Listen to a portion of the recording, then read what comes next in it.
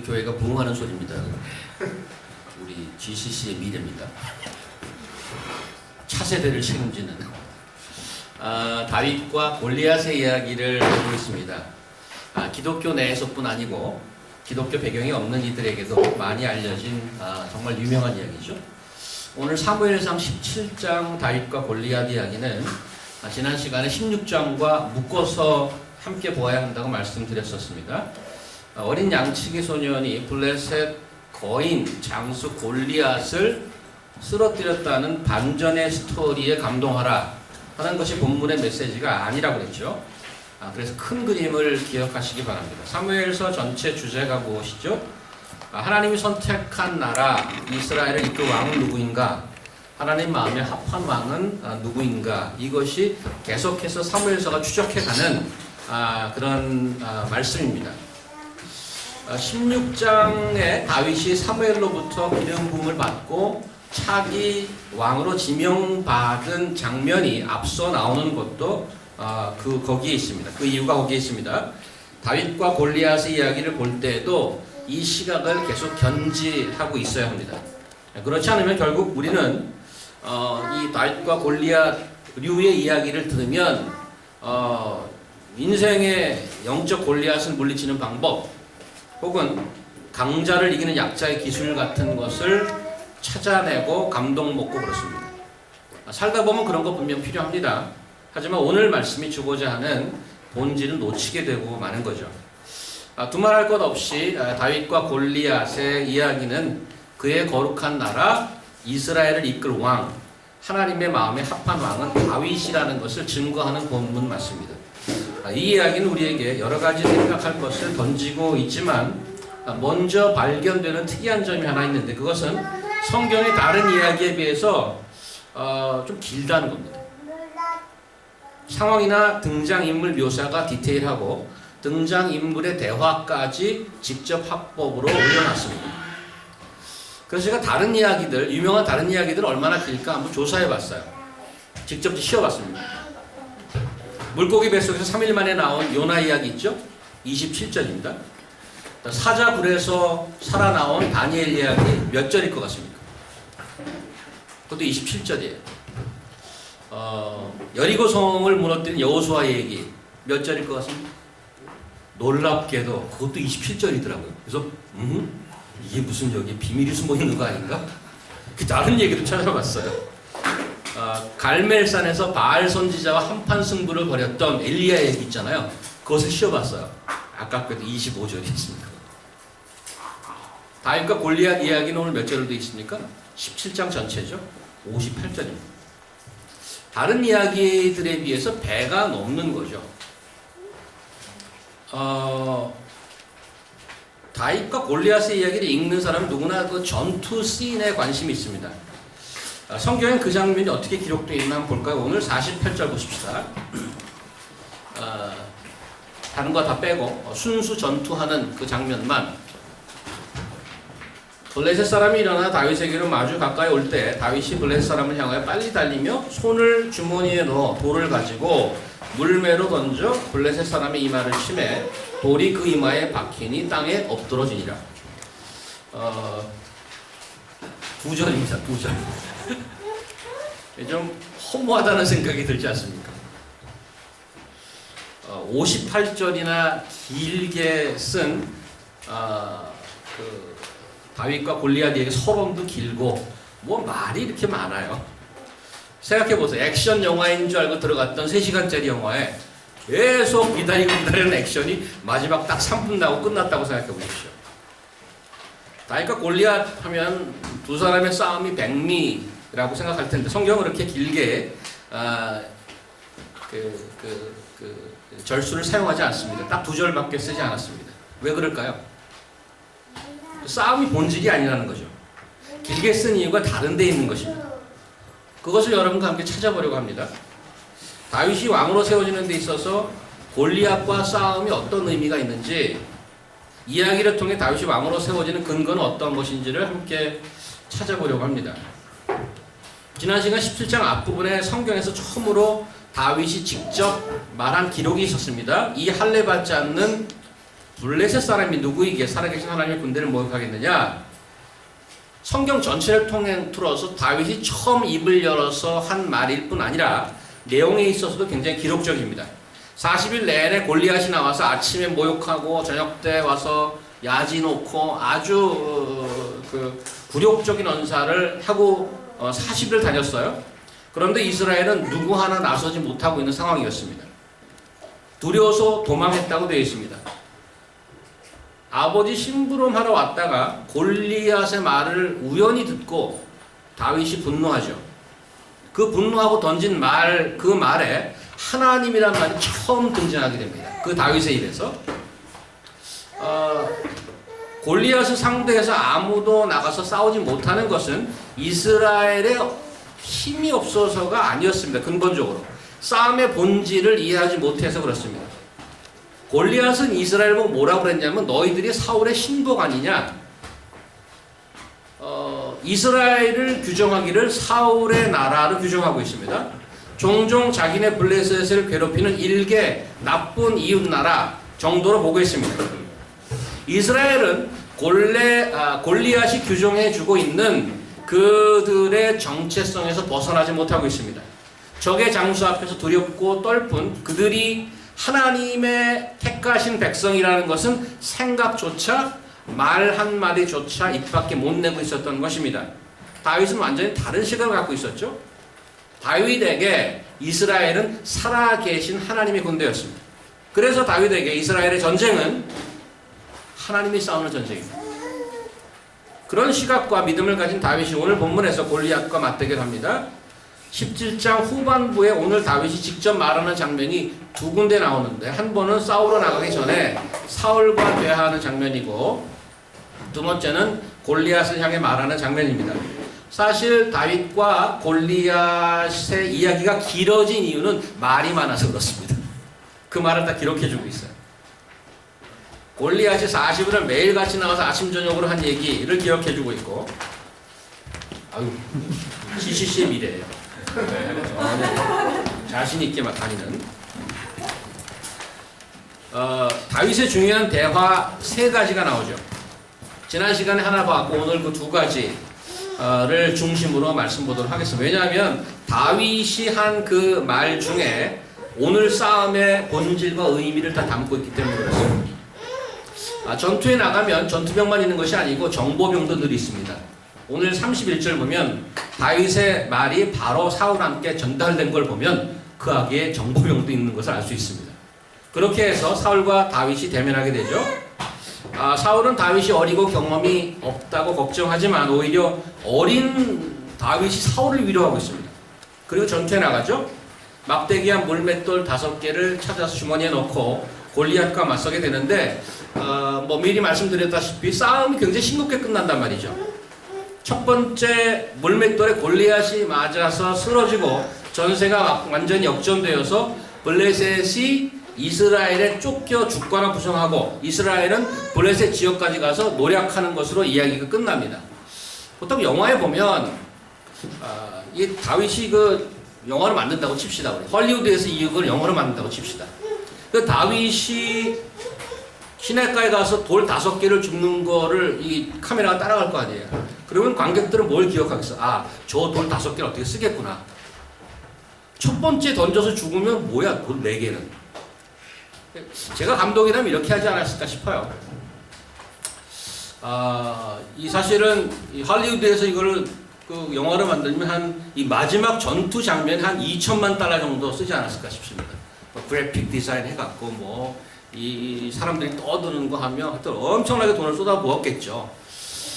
돌을 들고 나가는데 오늘 본문을 자세히 보면 골리앗이 혼자 나오지 않잖아요. 방패 든 자가 앞서 나갑니다. 그러면 다윗이 가다가 첫 번째 물매를 탁 던졌는데 그 방패 든 자가 방패를 딱 막는 거죠. 저 같으면 그렇게 하겠다. 왜? 그 방패 든 자는 그 막는 달인이거든요. 그 돌 같은 거 정도 한번 막아줘야죠. 그 다윗이 늘 자기가 정확하게 맞췄는데 그 첫 번째 돌이 막혔단 말이죠. 그러니까 당황해서 두 번째 돌을 하는데 갑자기 머리에서 번쩍 하는 겁니다. 방패 든 자가 와서 그 사이에 그 큰 무쇠로 이 다윗의 머리를 찍은 거죠. 다윗이 정신이 그냥 잠시 정신이 잃고 머리에서는 피가 흘리는. 그러다가 도망가서 뭐 죽고 또 던지는데 그때 겨우 방패든 자를 쓰러뜨리고, 그런데 골리앗이 쫓아오는 거죠. 다시 도망가. 그렇게 좀 이렇게 극적으로 하다가 나중에 이제 골리앗을 또 쓰러뜨리려고 주머니에 손을 넣었더니 하나 막히고 하나 방패든 자를 쓰고 3개가 남아야 되는데 주머니에 보니까 하나밖에 안 남은 거예요. 2개는 아까 떨어뜨린 거지. 마지막 남은 하나는 어떻게 쓸까? 그렇게 이야기를 하고 막 전속력으로 뛰다가 쓰러진 방패 든 자의 시체를 방패를 딛고 하늘로 치솟아라고 점프를 하는 거죠. 근데 쓰러진 시체를 보고 이 하늘에서는 까마귀가 날고 있었던 거 아닙니까? 근데 다윗이 얼마나 높이 뛰었든지 뛰는데 옆에 까마귀 같이 나는 거죠. 동시에 날면서. 그래서 올라가면서 점프하면서 물매 그 마지막 한 돌을 하고 돌리면서 올라가는 거죠. 돌리면서. 근데 밑으로 보니까 밑에서는 까맣게 골리앗이 창을 들고 이렇게 써 있는 겁니다. 저거 내려오기만 해봐라. 근데 위에서 바로 던지죠. 그 카메라가 어떻게 되겠어요? 그 돌의 궤적을 따라가지 않겠어요? 돌의 궤적을 따라 쫙 가서 이렇게 쳐다보고 여기 탁 맞히는 거죠. 그래서 골리앗은 쓰러지고 다윗은 어떻게 착지하겠어요? 다윗은 그 영화에 많이 나오잖아요. 쓰러진 그 골리앗의 등 위로 착지하는데 골리앗의 등 위로 피가 하나 뚝뚝 떨어지죠. 아까 다쳤던 그 머리에 피. 저 같으면 그렇게 만들지 않을까?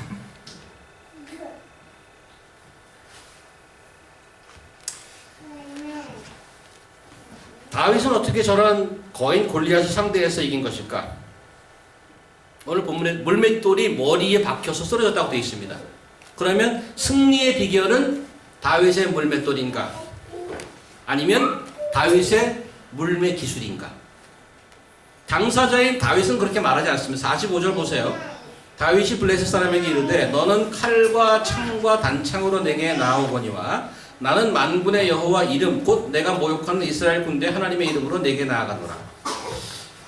골리앗의 무기는 칼과 창, 즉 힘이죠.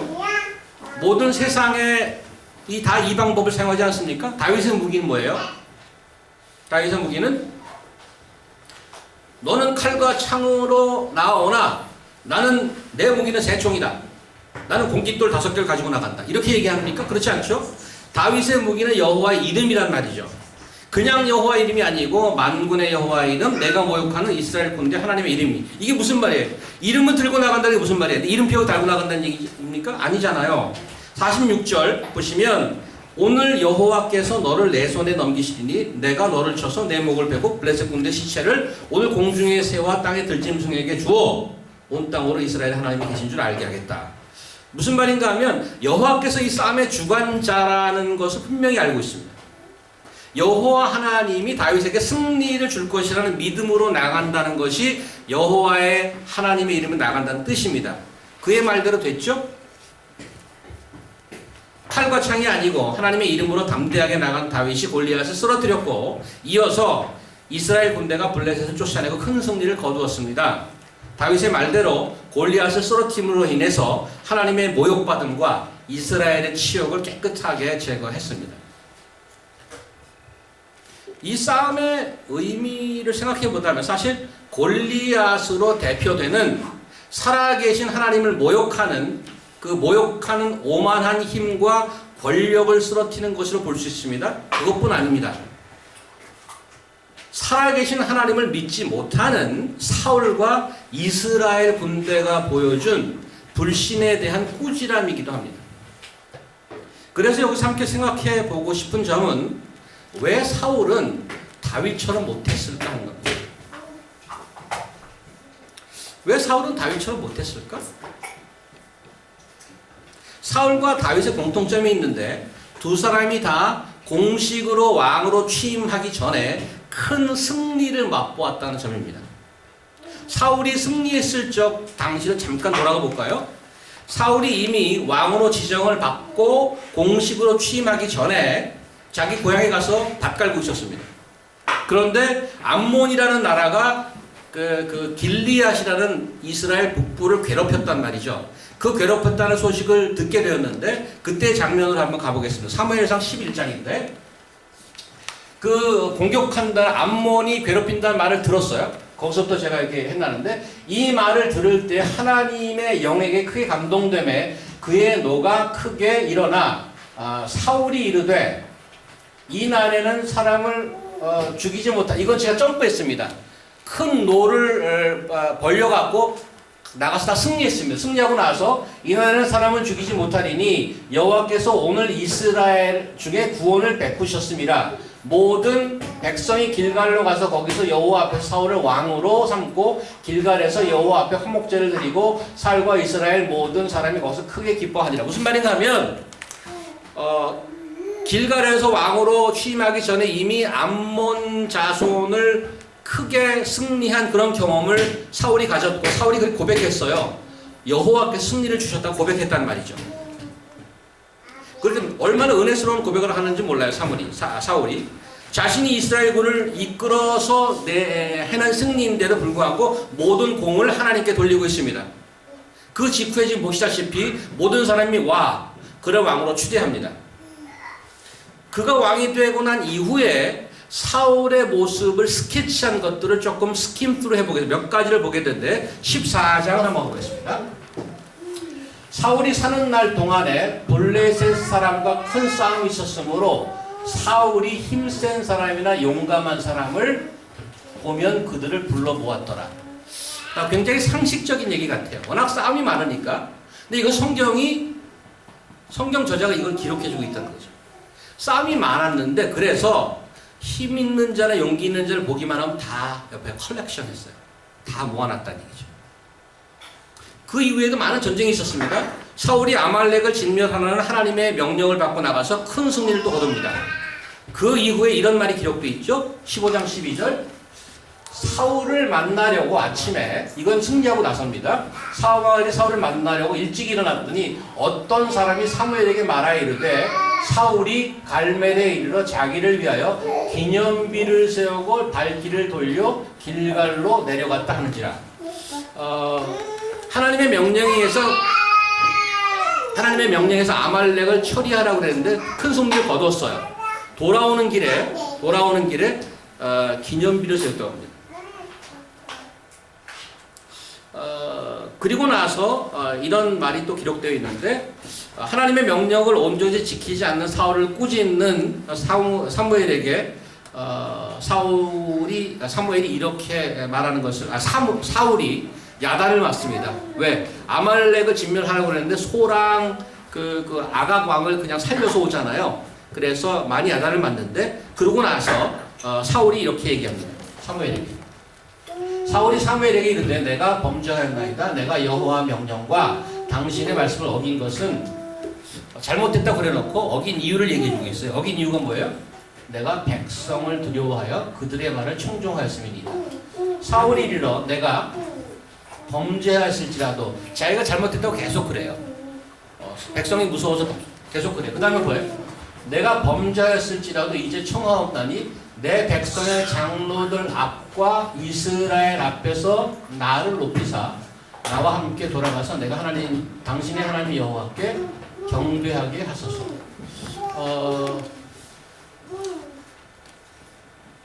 회개의 모습을 보이고 있는데 그리고 예배를 드리자고 전쟁 승리 감사 예배를 드리는데 목적이 있습니다. 꼭 이 담임 목회자인 사무엘을 끌고 가려고 그러는데 목적은 나를 사람들 앞에서 높여달라고 합니다. 사울이 순진한 사람 같아요. 어떻게 보면 그걸 말을 어떻게 직접 해. 순진한 사람 같아요. 간단하게 둘러보았지만 성경의 이런 기록은 무엇을 말해주는 것일까요? 사울이 처음에 암몬 자손에게 승리를 거두고 나서 했던 고백을 기억합니다.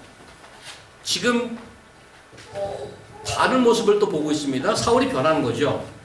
한때 하나님의 영을 받고 그의 승리와 성공이 하나님 주신 것이라는 놀라운 고백을 했지만 그런 한때의 고백이 그가 하나님의 사람으로 계속 살아가도록 보장해 주지는 못했다는 겁니다.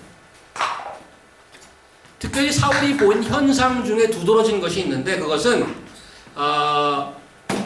그의 시각의 변화입니다. 승리를 주신 하나님에서 관심이 군사력으로 이동했습니다.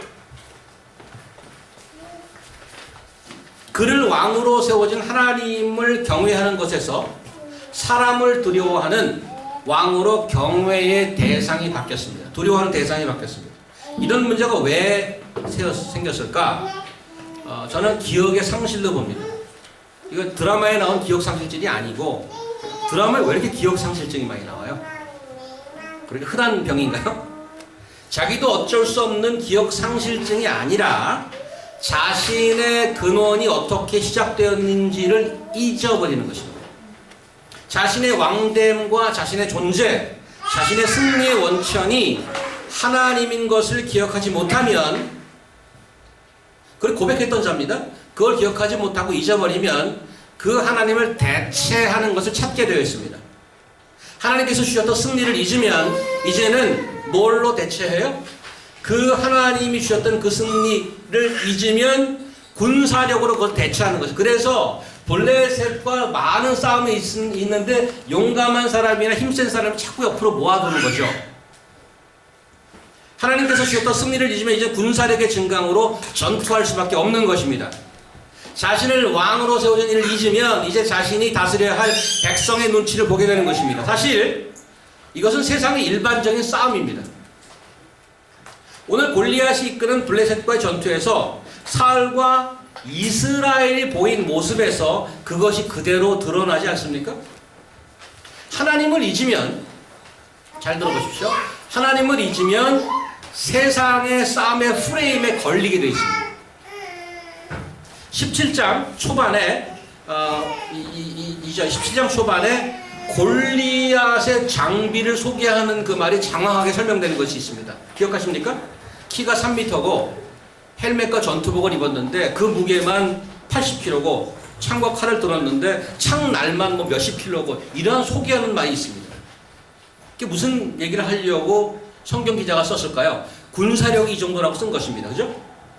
거기에 대한 이스라엘의 반응이 어땠죠? 군사력이 안 되니까 쭈그러져 있는 것입니다. 다른 방법이 없습니다. 옛날이나 지금도 똑같지 않습니까? 외모 비교, 스펙 비교, 집안 비교, 평수 비교. 오늘 38절 보세요. 38절 본문은 주보의 38절 보시면 이에 사울이 자기 군복을 다윗에게 입히고 노투구를 그의 머리에 씌우고 또 그에게 갑옷을 입히매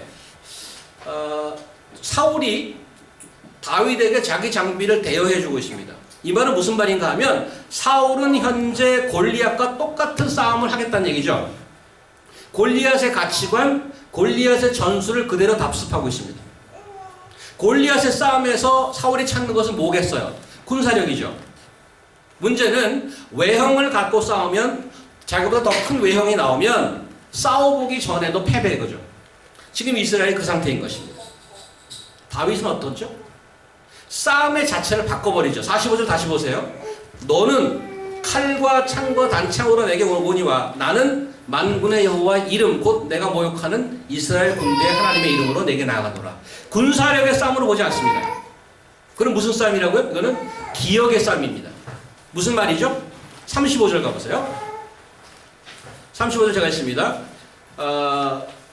사울이 다윗 보고 야 너 안 되겠다 이렇게 얘기하니까 다윗이 이렇게 얘기해요. 주의 종이 아버지의 양을 지킬 때에 사자나 곰이 와서 양떼에서 새끼를 물어가면 내가 따라가서 그것을 치고 그 입에서 새끼를 건져내었고 그것이 일어나 나를 해치고자 하면 내가 그 수염을 잡고 그것을 쳐 죽였나이다. 주의 종이 사자와 곰도 쳤은즉 살아계신 하나님의 군대를 모욕한 이 할례받지 않은 블레셋 사람이리까 그가 그 짐승이 하나와 같이 되리이다.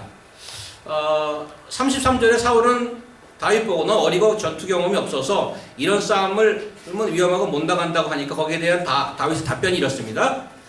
뭐라 그래요? 저 경험 많아요. 사자와 곰도 때려잡았어요. 내가 어려봬도 싸움에 대해서는 물러선 적이 없어요? 다윗이 지금 자기의 경험을 내세우고 있습니까?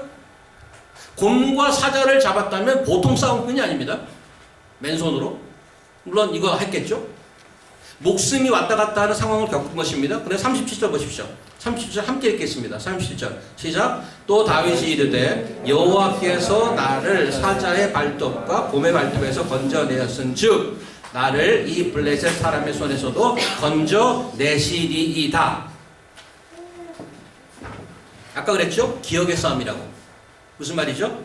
자기가 성공하고 승리한 경험을 기억하는 것이 아니고 그 성공의 원천이 무엇인가를 기억하는 것입니다.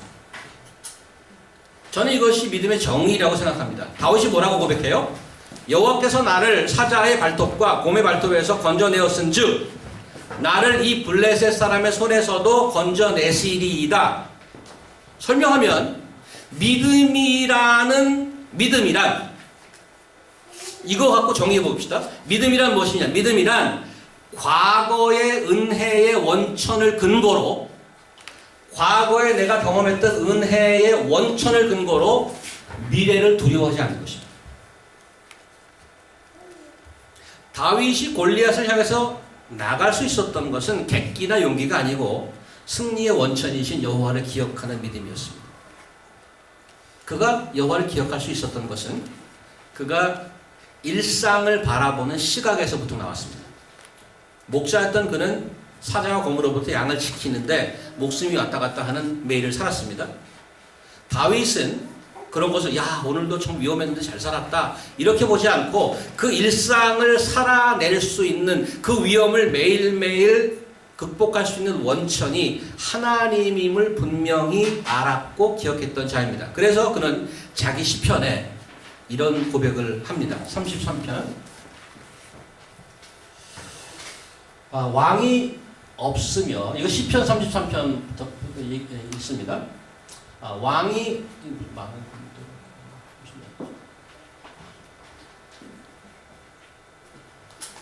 어떻게 읽어야 되나? 그 사람 잠시만요.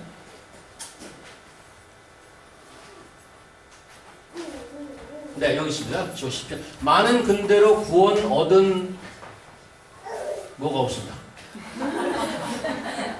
구원 얻는 자가 없으며 나라가 없으며 용사가 힘이 좀 작게 잘렸군요.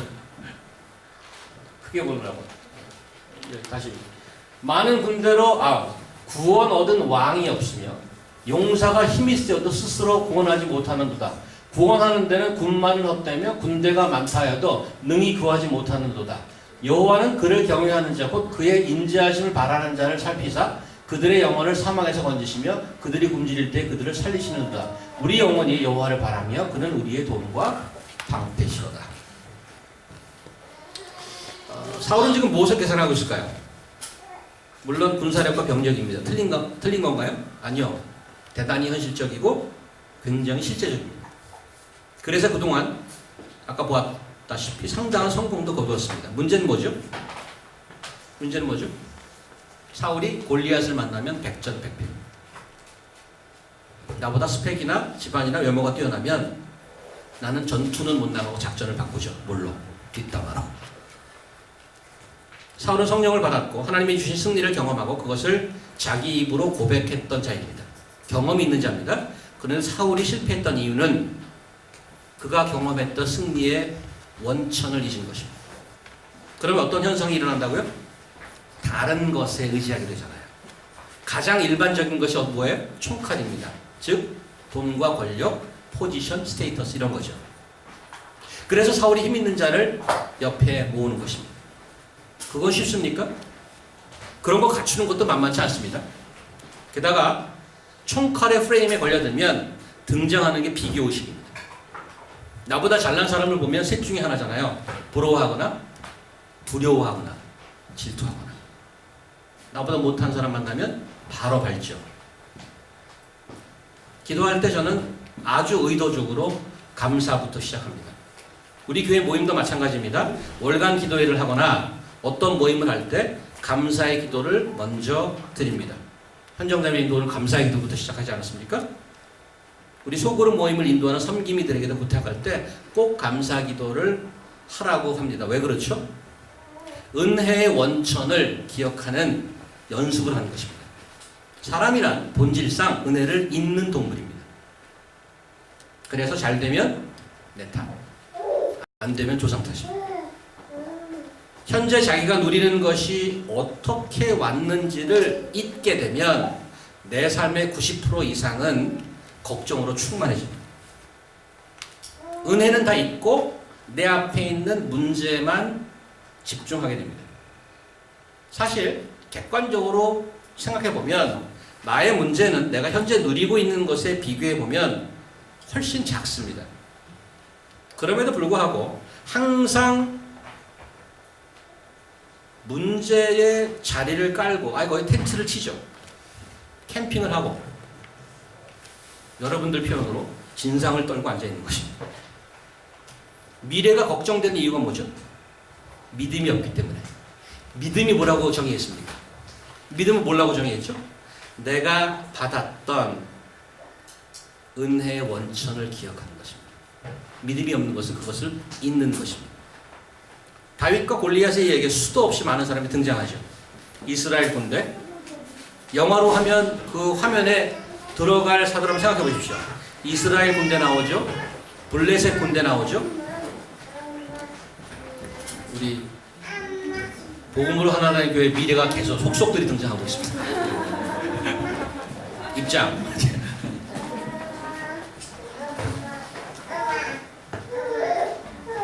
수많은 사람이 오늘 이야기 등장하는데 이스라엘 군대, 블레셋 군대, 골리앗의 방패든 병사, 사울, 다윗, 이 많은 사람 중에 하나님을 진짜 믿는 사람 딱 한 사람, 다윗뿐이었습니다.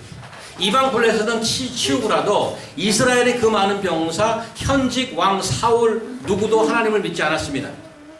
사울은 그동안 수도 없이 제사도 드렸고 그것이 너무너무 중요하다고 그래서 자기가 막 제사를 집전하려고 그러다가 오버해서 하나님께 심판받았습니다. 이스라엘은 사무엘이 활동하던 시절부터 수도 없이 하나님의 기적을 경험하였고 매주 예배를 참석하였습니다. 그게 에베네zer 아닙니까? 그런데 그들의 신앙생활은 위기의 순간에 아무 쓸짝이 없는 허구였던 거죠. 왜 그렇습니까? 그들의 종교생활이라는 것, 그들의 신앙생활이라는 것이 세상이 규정하고 있는 힘을 키우는데 목표로 삼았기 때문에 그렇단 말이죠. 누가 그랬습니까?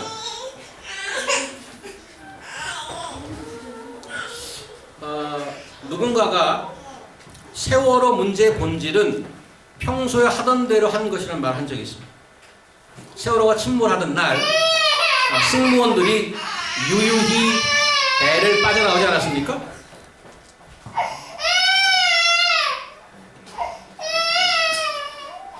여러분들은 저거 10배 더 울었어요, 어렸을 때. 세월호가 침몰하던 날 승무원들이 유유히 배를 빠져나온 것은 평소에 그렇게 살았다는 겁니다. 구명정은 한 개도 펴지지 않았고 형식적 비상훈련은 사고 당시 전혀 작동하지 않았습니다. 그 결과 수많은 무고한 생명이 물에 잠기고 말았죠. 평소에 그들이 했던 것이 허구였다는 거죠. 그 사건을 보면서 스스로 한번 생각해 봅니다. 나는 얼마나 많은 주일 예배를 드렸고 얼마나 많은 시간을 How many hours of Bible study have I spent so far in my life? Countless of times and countless of days and nights.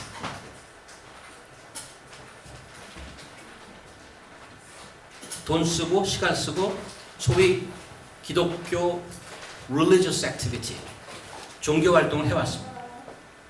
1년, 2년, 10년, 20년. 무엇을 위해서? 무엇을 목표로? 여러분 무엇을 목표로 그렇게 열심히 다니고 있다고 생각하십니까? 오늘 한 가지 더 저의 관심을 끄는 부분이 다윗은 사실 골리앗과 전투를 해야 할 의무가 없던 사람입니다. 그가 법적으로 군인도 아니었고 당시에 골리앗에게 개인적인 원한이 있었던 것도 아니고 아버지가 사업하는 세금을 줄여줄 의무가 있는 것도 아닌 막내였습니다. 그래서 형도 야단쳤죠. 사울도 말렸죠. 골리앗은 다윗을 보고 기가 막히게 했습니다. 나랑 싸우러 나온 거야? 내가 개냐? 막대를 들고 나오게. 이랬단 말이죠. 굳이 다윗이 이 싸움에 말려들지 않아도 뭐라 부를 사람 아무도 없단 말이죠. 그러면 얼떨결에 나왔다가 밀려서 싸운 건가요? 그렇지 않습니다. 적극적으로 자원했습니다. 이유는 무엇이죠? 작은 고추가 맵다는 거 보여주려고? 강자를 이기는 약자의 기술을 전수해보려고? 아니죠. 단 한 가지 이유로 그는 싸움에 나섰는데 그게 뭔가 하면 자신이 믿는 여호와 하나님이 모욕받고 있다는 그 사실 하나 때문에 뚜껑이 열립니다. 다윗은 그것을 참을 수가 없었어요. 온 땅에 하나님이 살아계심을 알게 하겠다 그런 맹랑하죠. 하나님은 세상 누가 함부로 모욕할 존재가 아니라는 것을 보여주고 말겠다가 그가 자기가 나설 필요 없는 싸움을 나서게 한 것입니다. 지금은 다른가요, 우리? 세상이 얼마나 하나님을 경멸합니까? 어떤 식으로 경멸하죠? 세상의 가치가 제일이고 내 경험이 제일이고 내 경험이 제일이고 하나님의 말씀, 진리 그런 게 어디 있어? 그렇게 경멸합니다. 세상의 가치는 뭐죠? 총과 칼의 법칙입니다. 힘과 권력의 법칙입니다. 골리앗의 법칙인 것입니다. 여러분은 어떤 싸움을 지금 싸우고 계십니까?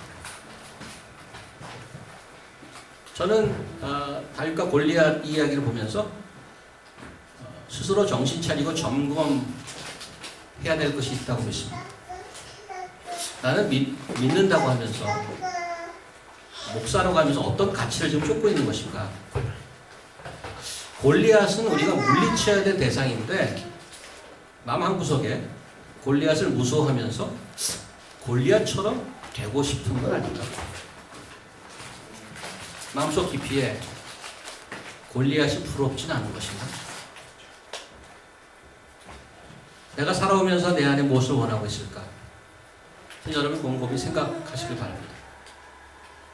나를 구원하신 하나님을 신뢰하고 그 은혜를 기억하지 못하고 골리앗을 만나면 무서워하면서 동시에 골리앗의 스펙을 부러워하는 이스라엘은 아니지. 하나님을 모욕하거나 혹은 그 하나님을 지키려는 다윗과 골리앗의 싸움은 이미 창세부터 시작된 싸움입니다. 지구 종말까지 계속될 것입니다. 예수님의 제자마저 사실은 그 싸움에 자유롭지 못했습니다. 두 개만 더 보고 마치도록 하겠습니다. 마태복음 26장 보시면 베드로가 다혈질 아닙니까? 예수님이 잡힐 때 칼을 들고 휘둘렸습니다. 그때 예수님이 이런 말씀을 하셨어요. 예수께서 이르시되 내 칼을 도로 칼집에 꽂으라. 칼을 가지는 자는 다 칼로 망하느니라. 너는 내가 내 아버지께 구하여 지금 12군단 더 되는 천사를 보내시게 할 수 없는 줄 아느냐? 내가 만일 그렇게 했다면 이런 일이 있으리라 한 성경이 어떻게 이루어지겠느냐 하시더라. 하나님이 총칼의 능력이 없어서 안 쓴 게 아니에요. 우리의 싸움은 총과 칼로 싸우는 싸움이 아니라는 거죠. 우리의 무기는 우리 마음속 깊이 원하고 있는 그러한 힘과 권력이 아니라는 거죠. 하나님께서 주신 힘의 원천은 세상이 규정하는 것과 완전히 다르다는 겁니다. 세상의 모든 스펙을 가졌던 사도 바울이 예수를 만나고 나서 그것을 깨달았습니다. 그래서 이런 고백을 하죠. 고린도서에서 십자가의 도가 멸망하는 자들에게는 미련한 것이요 구원을 받는 우리에게는 하나님의 뭐라? 하나님의 뭐라? 파워, 능력이라. 십자가가 뭐예요? 형틀이잖아요. The symbol of failure, a symbol of death. But that death, the cross, as a foolishness to the world. 죽은 신을 믿어? How foolish you are. 경멸이죠. 그러나 세상을 구원하는 that weakness, that failure is the power of God who saves all of us.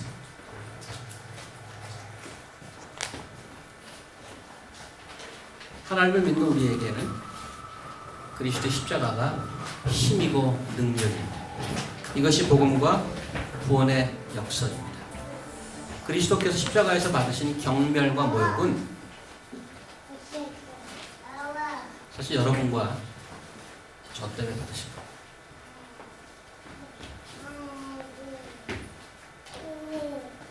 여러분과 제가 하나님을 경멸하고 살았었습니다. 그 정면을 다 뒤집어 쓰시고 그분이 돌아가셨습니다.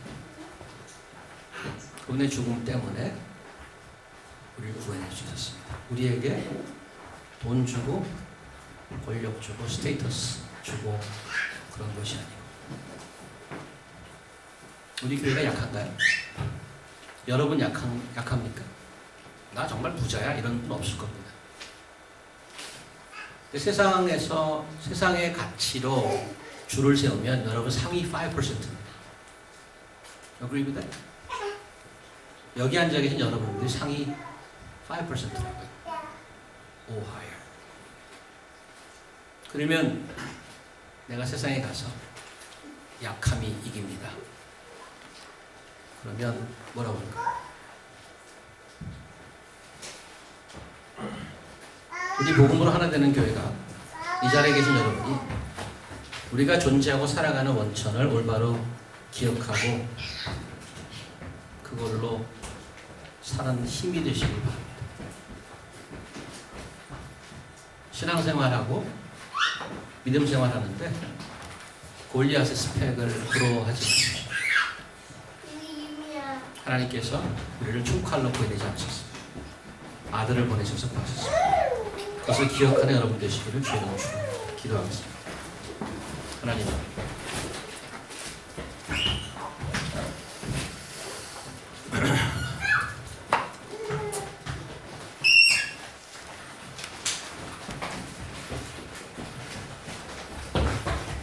다윗이 골리앗을 무너뜨리는 멋진 승리는